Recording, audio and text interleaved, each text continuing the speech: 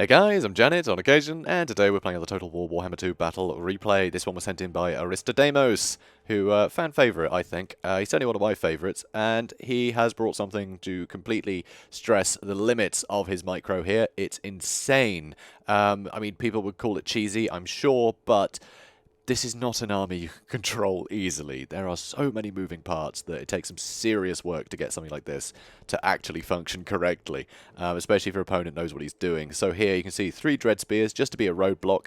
Here, 4 Dark Rise Repeater Crossbows. That is a huge amount of armor-piercing missile damage. And against Norsca, who he's up against, it's very difficult for them to react to it because they don't have any long-range missiles to scare these guys off. They only have Javelins, which are similar range. So it's very easy to keep these guys safe.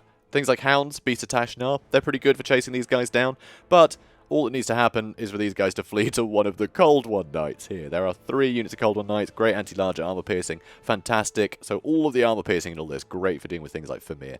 Really good for that kind of thing. So usually you can take out the most dangerous things on the map without really getting involved with them.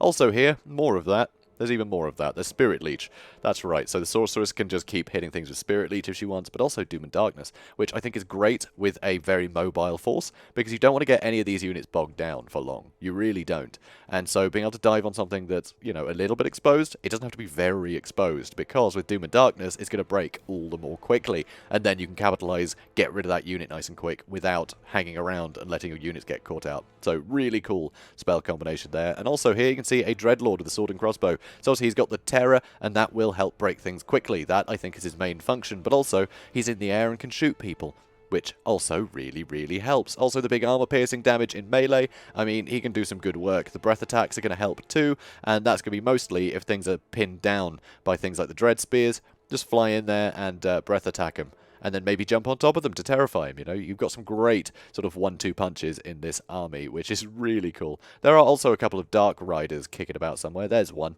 Don't know where the other one's got to. There's a couple of just melee ones somewhere. But anyway, Norsca, see, he's being a bit sneaky. Beta Tashnar, brilliant for dealing with that missile cav.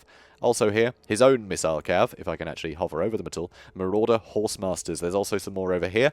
And these guys are great for... Oh, nope, they're with throwing axes, so he's got some of his own armor piercing. But they are great for harrying things like Dark Riders, because Dark Riders can only shoot forwards. If they're being chased, they can't fire behind them. And that is a big weakness of theirs. As long as you have something a similar speed, you can chase them. And if they don't want to run away, they're just going to get charged. So it can be pretty bad for them. So really nice way to counter those. Also, Wulfric, massive damage sponge. Huge damage sponge, but also a very big target. So pros and cons with him, but a lot of health on a mammoth. Also here, Shaman Sorcerer of Death, only with Fate of Buna. I think that's a mistake. I think with Spirit Leech, you can actually better combat things like the Raven Heralds, because they will lose models quickly, and that's what you want to do with Raven Heralds. Hit them with something like Spirit Leech, you can just do it over and over again, and they will lose all their models. Fate of Buna, too expensive in terms of Winds of Magic, but I think Spirit Leech is more versatile, because you can also use it on Lords and other heavy cavalry, and I think it really helps just do damage over time, because he has plenty of units here for his opponent to chew through. Here you can see he's got Marauder Javelins, brilliant, needed those for sure against this mobile force. Being able to actually get in with some range. I know it's not the longest range in the world, but huge damage, really good damage against large targets. Also, plenty of roadblocks himself with a bunch of Marauders.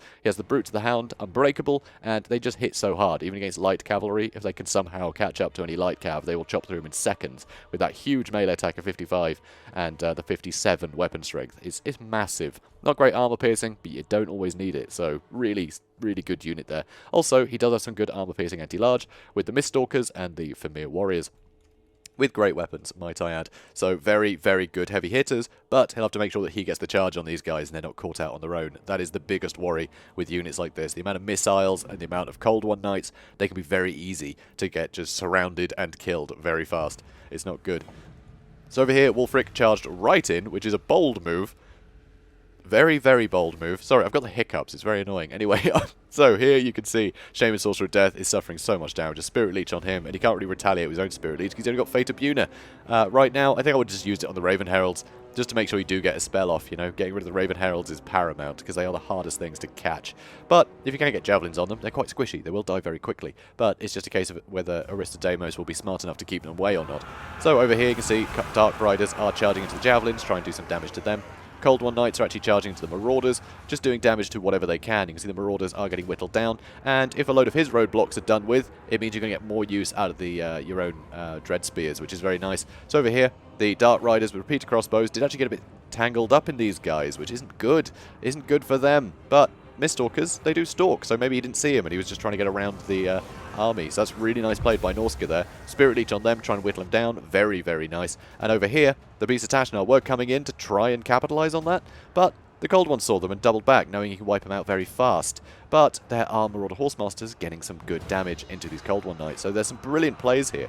Right in the back, though, everything just sort of being chased off a bit by Wulfric. Here you can see Marauder Horsemen fighting Dark Riders. Not great, really, for the Marauder Horsemen, but it's keeping them busy at least. But you really want them on the more expensive units, so it's a bit iffy.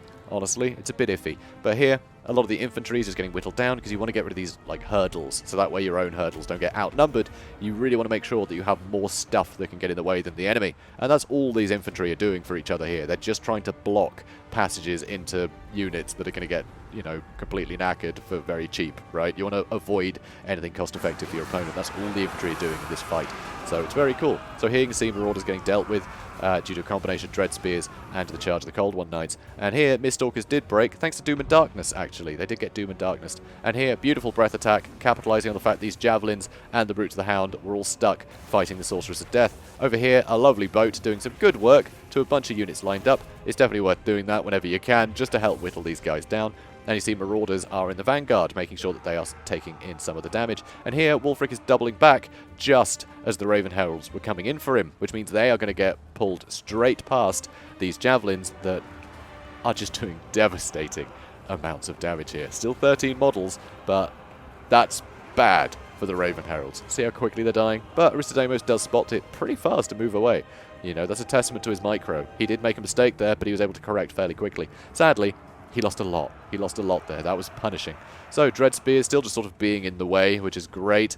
Over here, Miststalkers being chased off, but looks like they have actually... No, they are still broken. Sorry, I thought they'd rallied from the colour of their banner. My bad. But anyway, Cold One Knights being given the runaround by the Marauder Horsemasters. And these are just a great pick here. They're such a great pick, being able to just chase these guys around. It's really helping out so much. 17 kills doesn't seem like a lot, but it's all very expensive targets, and they're keeping these other targets from singling out other units. Here, though, you can see that the Dark Rise repeater crossbows, they've been pushing in, and the Javelins are under some pressure here, and those Javelins are very necessary. This unit, though, is still super healthy.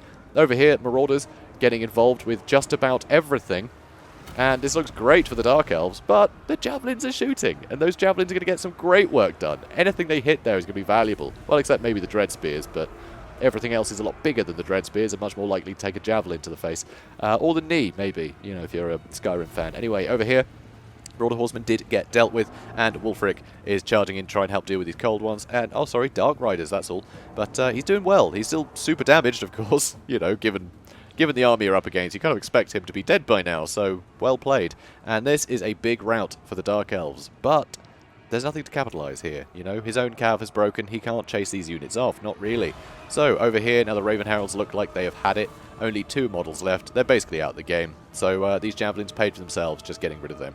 Honestly, that is a huge threat taken care of by Norsca here. So Dread Spears, they are struggling, you know. They're an anti-large unit with that charge defense against large. You don't really want to be bogged down fighting cheap infantry like this. They're not going to trade cost effectively. So really nice to have those Marauders here. So over here now, Javelins trying to deal with the Dreadlord, but not many Javelins left. But the fact he's managed to keep them going is pretty incredible. I'm really amazed by Norsca here. Given Aristodemos' army, I was expecting things to go a lot worse. I really was. So Aristodemos, though, he's making very few mistakes, but he's having to really stress the limits of his micro here. It is wonderful to see.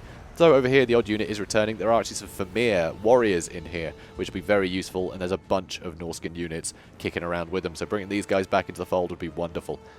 Would be absolutely wonderful, because there's very few heavy hitters left, and a lot of the cavalry is looking very, very injured. And look at this. Here, a big gambit trying to get rid of these Javelins, and honestly, they've been left out. They've been left out too far away from the rest of the units. They should have been pulled back.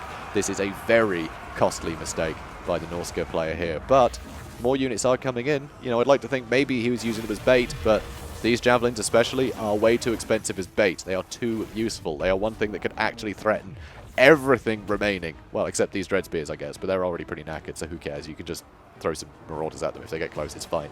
But, yep, here we go. Dark Rise repeater crossbows did get dealt with. They're running away again, despite their huge amount of ammunition. And, yeah, the Marauder Hunters would have lost some infantry there, but they're still going. And that was a dodged breath attack. Wulfric on the Mammoth actually dodged a breath attack. Very, very on the ball play there. Love that. And over here, Dark Rise repeater crossbows trying to chase down the Marauder Horsemasters. At least just keep them away for a bit. But they don't survive for very long. Even with all that ammunition, they just weren't able to use it. So over here, Spirit Leech on Wulfric. And we're also going to see a Doom and Darkness in a second. There it is. And so he's broken. And almost immediately, I did say almost, shattered. There we go. Very scary. So 100 champions, it only lowers defensive stats. So if your opponent is on the offensive like that, 100 champions isn't necessarily going to help much. It does slow him down, of course, but Wulfric isn't the quickest anyway on that thing, so it just didn't serve him. And there we go, dead. And that's actually army losses, but of course Brutes the Hound are unbreakable. But this was a wonderful fight. This really was a wonderful battle. It's one of those battles where you just think, yeah, Dark Elves have got this easy, right? But God, Norsca put up a hell of a fight against such a finely tuned army as the Dark Elf player. He knew what to expect. He knew what the most threatening things the Dark Elves could have brought were, and he brought a build that was really well suited to it. He just had a few more roadblocks with the Marauders, you know, to get in the way of things, and that kept his javelins going for a long time. Key things were getting taken out. It was very impressive. But I think, yeah, Aristodemos here getting the win, slightly in his favour, I think, as the Dark Elves against Norsca. That's just my opinion, though. But bringing a force that requires that much micro, it is astounding to be able to manage it. It really is. So let's see, 13 Brutes of the Hound left. Yeah, they're just not giving up, are they? They're just not going down without a fight. Look at that! They just shattered. Huh. Alright, off you go, lads. Not quite sure why they shattered, but guess they fancied it. That's fine. But yeah, just a Dreadlord in here. I mean, they're going to die eventually, aren't they? Right? They are, huh? Yeah? Yeah, they're going to die? Please die. Come on, I've got stuff to do. So anyway, yeah, wonderful fight. Absolutely wonderful battle. Absolutely loved that.